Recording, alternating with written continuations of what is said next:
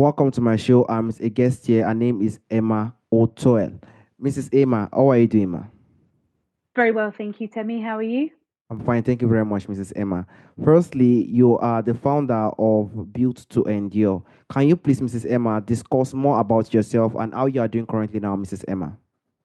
Yep. So as you said, I'm the founder of Built to Endure strength and conditioning for endurance athletes. So for runners, cyclists, and triathletes from recreational, so those who are chasing their first ever 5K, all the way up to those who want to represent their country. That's very beautiful. Thank you so much for the insights, Mrs. Emma. I would like to dive to the book from your experience from the sport that you've said currently, running and cycling. Have you written any book regarding to that, or are you planning to write any book in the coming future, Mrs. Emma? Maybe one day, potentially on the strength training side of it, to help support athletes out there and runners and cyclists with their training, as there's quite a lot of confusion around and lots of myths and bad advice that's flying around. So hopefully it can cut through the noise and it can just be a bit of a handbook for strength training for cyclists, strength training for runners, and hopefully that will help. Yes, I completely agree. It must not even have to be a book. It just have to be something that they can just, have to jot down, or just like a journal. Someone can just have to just learn one or two things. Probably when they are cycling or when they are doing some stuff like that, they can be checking some step into it. Thank you so much for those insights, Mrs. Emma. I would like to dive to the point of the running and cycle, Mrs. Emma. We do know that there are a lot of training and a lot of things when it comes to sports, but running and cycling is one of them, a part of it too. So I would like to ask for beginners, what do you think are the best way to start a running or cycling routine safety? And what do you think are the common mistakes beginners make to in enduring this training in the long term, Mrs. Emma? Yeah, that's a great question, Temi. I think the best advice out there is for somebody who's looking to start cycling or running. And if that's that they're starting it completely new and they've never done it before, or potentially they did it when they were younger and now they want to start again 20, 30 years down the line, is to start exactly where they are right now. So, what I mean by that is to set their benchmark and progress day by day, making that progress for them. So they're not trying to think, for instance, oh, I want to start running, I want to run a 10K or I want to run a half marathon or a marathon, but rather just to start exactly where they are and focus on building their endurance, building their aerobic capacity, which will then enable them to be able to run and ride for longer. So it's important with that. There are quite a lot of free, there's in the UK in particular, there's the sort of the couch to 5K program, which is out there, which, as the name says, is to look to get people, beginner runners, off the couch and into running 5K. However, it's just, yeah, it's important, I would say, to make sure that you're not set on the distance, but you're focusing more on time in those earlier stages of your running and cycling journey. So, we're going back to the start about starting exactly where you are. If you can run for 2 minutes at the moment, then it's about, okay, building more time onto that rather than thinking, oh, I need to run 800 meters and then a kilometer and then 2 kilometers, but rather thinking, I'm going to go from 5 minutes up to 6 minutes, up to 7 minutes, and so on and so forth. And then I think that leads into your second question about what's a really common mistake made by runners and cyclists, and that is doing too much too soon. So obviously we live in such a golden age of social media, and there's lots of, you can go online and get lots of information, a 5K plan, a 10K plan, and unfortunately those plans, they're not made for you. So they don't know you, the way you run or the way you cycle. They don't know your lifestyle, how busy you are, how stressed out potentially your lifestyle is. So all of these other variables that do go in and affect your training. So it's very easy to get caught up in the trap of, oh, I want to do more, I want to do more, and keep pushing, pushing, pushing. And then unfortunately, what's happening is your body's going from 0 to 100, but you're not giving it that time to actually catch up with you and get there. So, you're instantly, somebody's going and they're running 5K or a 10K, but they're not micro dosing it throughout the week with the rest of their training. And then they're wondering why then they're getting injured or something's not quite feeling right in their body. And it's because 9 times out of 10, it's too much too soon. And we need to stop almost for a second and just pause and be like, okay, if I think that, wow, 2 weeks ago I was only running for 2 minutes and now I'm running for 12, well, that's a huge improvement. That's 6 times improvement. But it's almost like we get stuck and we can't look forward, and we're always looking forward, so we're always chasing rather than being like, oh wow, actually I'm just going to spend a couple of weeks now at 12 minutes, running for 12 minutes or riding for 12 minutes, and then I'll see how that feels, and then I'll start to progress on from there. Thank you so much, Mrs. Emma. What you said currently now is very, very beautiful. I do know that during this time now, everybody want to get everything once. Everybody wants to just try their best in 2 weeks, in 3 weeks, and it doesn't work that way. That is not how this world is created. It creates like it develops with time. This is our body. It's like a machine. It has to develop time by time. Maybe a day, I can start with five, tomorrow 10. I have to be sure that that five I am doing is perfect. I am doing it constantly and I'm not seeing it as an issue anymore. That I can improve to 7 to 10 to build this on and on and on like that. I will be very, very surprised. Like it will be unimaginable when someone is doing 50, 100 and doing unimaginable things. But if someone wants to just have everything once, it's definitely not the way this world is. Thank you so much for that insight, Mrs. Emma. Thank you so much, man. And also I would like to dive to the point of nutrition, Yep. endurance, and also burnout. I want to dive to those two questions once and for all, Mrs. Emma. So, nutrition is very important, and we also know that endurance in this type of situation is also very important. How should you think nutrition should differ? Do you think it should differ on training days versus rest days for endurance athletes? And also, what do you think is one thing you need to say when it comes to avoiding overtraining and burnout in some situations, Mrs. Emma? Yeah, again, two great more questions. So nutrition is absolutely a huge topic in itself, and I think ultimately everyone's going to go in with a different goal. So why they've started running and cycling in the first instance, and it may be that that goal is for improved body composition or weight loss, in which case then the nutrition is going to be a different conversation. However, ultimately, for both running and cycling, you need to fuel your body for the training and then also for your life outside of the training, as you were saying. So, the difference between rest days and days that you're training on, then during your training, if you're going to go out for a 2 hour ride, for example, then you need to be fueling your body during that ride. So, carbohydrates, as chews or gels or real foods, whatever it is that sits comfortably best with you, but it's always, I suppose it comes back to the starting point of remembering what your goal is and who you are, where you are at the moment. And I think it is a huge topic, but I think sometimes it gets a little bit more complex than it needs to be, in the sense of, if we think, okay, my body's done this for an hour today, but there's still 23 other hours in the day that I need to fuel my body for, my brain I need to fuel for work or for moving around the house or whatever it is, particularly if you're in a more of a manual job, then it's, yeah, important to make sure that you're fueling for your training, but also for your life and the rest of your day. And regarding the second question, to avoid overtraining and burnout, then probably the biggest advice, which again almost comes back to that the second question about the common mistake, but is to take a deload week, or they've got all sorts of different names and terminology. I call them a deload week, or some people call them rest weeks, but typically the most common pattern is to have 3 weeks on where you're building your training, and then you have 1 week at a lower volume and intensity, so less hours and less intense sessions typically. um, However, you don't have to do the 3 on 1 off. You could do 2 on 1 off, or you could push it up, maybe 5 on 1 off. But in these weeks, then a lot of people fear them. A lot of runners and cyclists think, "Oh no, I don't want to take a deload week because it's going to ruin all of my progress. I'm going to take a step backwards." But rather than thinking of them like that, it's the same with rest days. You've got to think of them as they're your adaptation days. So that's where your body, and those weeks are where your body's going to be like, okay, I can really absorb all of that training that you've just put me through, and now that's where I'm going to turn it into the fitness adaptations that you've been working towards. And it doesn't mean completely stopping what you're doing and then you're just going to go and lay on the sofa for 7 days. But it's just that, typically we see general reduction to intensity and volume, particularly volume, and we want to keep some intensity there as well. Just to help your body, to adapt to the training and recover so that then you can build again. Another thing tied into that would be, sort of, especially on the burnout side of things, would be the pillars of, I call them the pillars of the pillars of athleticism.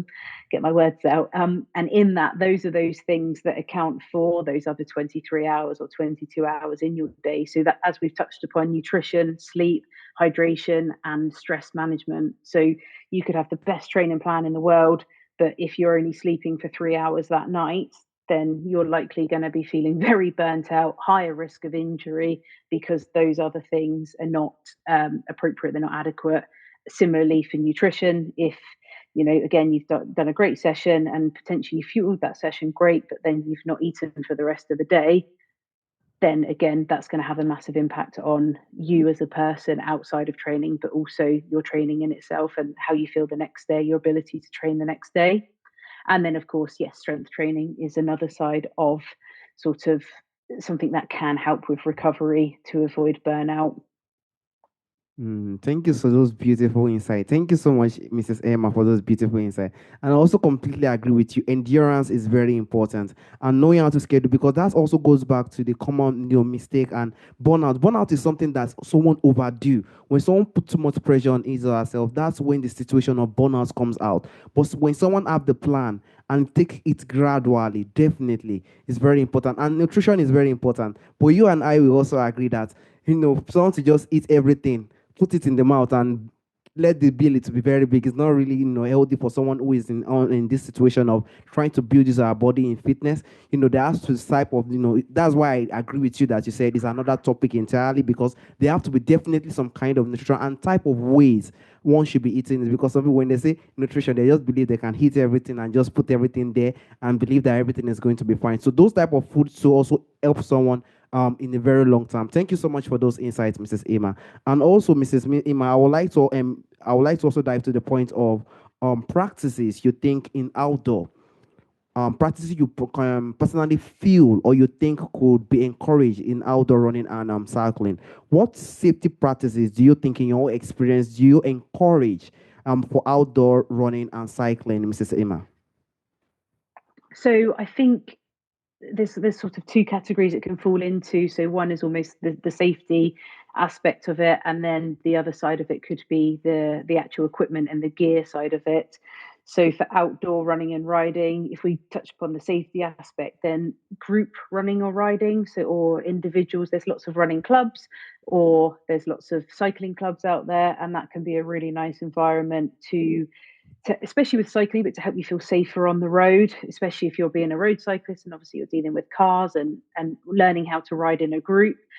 And typically they have, most cycling groups have a no drop policy, so you should be supported all the way through that ride, and it's something you can always ask before you were to come along to one anyway.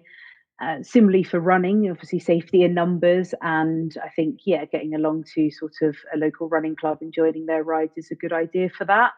Linked to the safety as well, and I suppose tying into equipment or gear would be things such as making sure you've got adequate lights, being mindful of headphone use. So I personally don't ride with headphones outside on the bike, from a safety point of view, but I do run with headphones, but I'm on the pavement or in the trails in the forest running, so there is less risk. But there are bone conducting headphones now, I believe, which you still may be able to maintain sort of the awareness and such. But yeah, so just being mindful of your safety, definitely through numbers and also through the equipment choice. And regarding outdoor riding and cycling, outdoor running and cycling, then coming back to equipment and your gear, making sure it's suitable. So a great example is if you're going on a mountain, you're going through the forest and it's really mountainous and terrain ideally needs a mountain bike or some sort of gravel bike, and then you've sort of picked up your time trial bike or your road bike when your tires are 23 or 21 millimeters thick, and you're thinking, oh, that's not going to be good because your ride's just going to probably be littered with loads of punches and stop start, which is not going to be a very pleasant and enjoyable experience for you. And similarly for running, if you've got your sort of super shoes on, your really fast Vaporflies or something like that, Adizero, and then you've gone and taken them onto a route that would be more suited to trail shoes or really heavy underfooting or something like that. So yeah, making sure that the gear that you've selected is appropriate for the terrain that you're looking to choose to run or ride on outside. I completely agree with you, Mrs. Emma. Like, honestly speaking, if someone definitely have the right tools and right things that one definitely need when it comes to cycling or running, then that safety area is good. And someone to be very mindful and careful, because there are some things that one, as you said earlier, putting headphones, stuff like that. There are some situations that one might not hear and something is going around. You understand? So those things are something that one has to be very, very careful and very, very mindful, so that they will be able to, avoid a lot of situations like injury and stuff like that. So thank you very much for those insights, Mrs. Emma. And lastly, Mrs. Emma, I would just like to put this into, I know you've explained everything when it comes to injury, when it comes to safety, and when it comes to be more careful and mindful when it comes to cycling and running. But if do you think, if there is any, do you think how do you think is important? How do you think important in choosing the right gear in preventing injury? Do you think, how do you think is very important in choosing the right instrument, right tools in preventing injury? How do you feel like it is very, very important, Mrs. Emma? Yeah, completely. It is really important. So, partly as we touched on for the terrain, so you've got the right equipment for the terrain to help you avoid unnecessary injury. So that could be, you've gone and you've taken your road bike into the really gravelly route, and then you keep getting, puncture after puncture. Then potentially you're exposing yourself to a risk of coming off the bike more, or something detrimental happening because it could be a slow release puncture and you're not aware of it, for example. So there's that side of it that we've touched upon. But secondly, making sure that the equipment is right for you. So if we break the two sports up, obviously cycling, you want to make sure the bike's the right fit, so it's the right geometry for you and your biomechanics. So that's where getting a bike fit is really a great idea. So there's bike fit specialists out there who are trained, highly trained, and help you with that. But they just make sure that that bike geometry is suitable for you, and then that's going to help reduce your risk of injury. As there's been studies out there that show, if your saddle's too high or too low, but then it can potentially cause knee pain because obviously you're overstretching potentially to reach the pedals. And then if you think you're doing that repetitive motion for hours on end potentially, or if you're riding along at a cadence of 80 rpm or 90 rpm, that's 90 pedal strokes every minute for however long you're out there. And I'm not going to embarrass you with my maths, or might embarrass myself with my maths, because I'm too slow on that one on the maths front, but you get the point. So it's thousands and thousands of repetitions, where if that's not quite set up for you, then that's going to cause problems. Similarly, for running, you can get gait analysis. So to make sure your trainers, a lot of people either pronate or they supinate. And there's nothing necessarily inherently wrong with that. It's something that can also be worked on with strength and conditioning training to help sort of develop the musculature and address those imbalances if they are causing that pronation and supination. But a great gait analysis, and then you can identify a pair of shoes which will then help sort of reduce the effects of either the pronation or supination.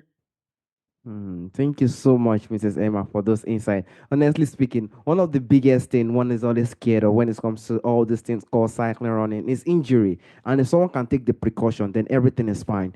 Mrs. Emma, there is a question I normally ask during the end of the show. From the forefathers, there are a lot of beautiful things that do exist during our forefathers' time that is missing in our time today, Mrs. Emma. If there is anything or anyone you would like to bring back to our time today, Mrs. Emma, who do you think, or what do you think that thing will be, Mrs. Emma? Oh, as in, give me an example, Timmy. Who All would right. who would you choose? Firstly, as for me, is my own mother, because my mother is just one of the reasons why I am doing what I am doing. But there are a lot of things, beautiful things during our ancestral time, or even beautiful things, or a person, or even anything that you believe that during that time it is beautiful. It's something that is missing in our time today. If there is anyone or anything you feel like you would like to bring back to our time today, what do you think that thing will be, Mrs. Emma? Yeah, okay. Firstly, it would probably be my dog, Albie, who I unfortunately lost last year because he used to be my little training buddy.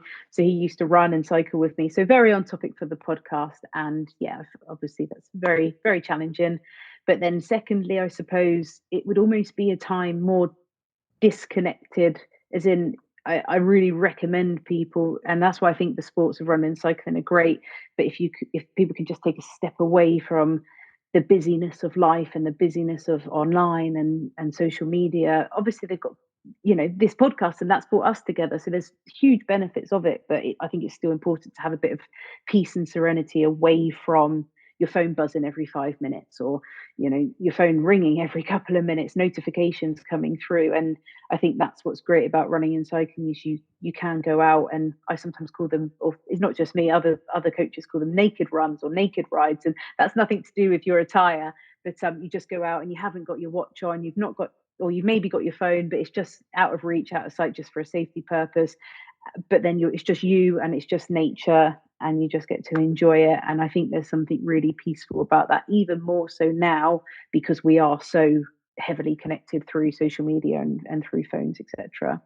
Yeah, I completely agree with you. Community is a very big issue. I myself, I used to really suffer about this situation. If I had to speak to somebody, they say that is just the norms in this time today. You just have to accept it. You just have to try, because community is really fading, and it's caused a lot of pressures with the young people today. It's really, really difficult. I Mm, have to be honest with you. It's not easy, because the people I've also spoke to are also speaking about, community really bring the body to really engage with people, one another, have physical connection. I think the body really wants that. It needs that. So when yeah. it doesn't have that, it's definitely always difficult and heavy. So we definitely Mm, hope that that's come back in the coming future. We do not know if it will come back, because social media is something everybody use now. Everybody are busy, everybody want to busy with one thing or the other. But we do hope that in the coming future, more better things, and even community could definitely come back, so we could have this touching and one another communicating. It really helps a person in a very, very long way.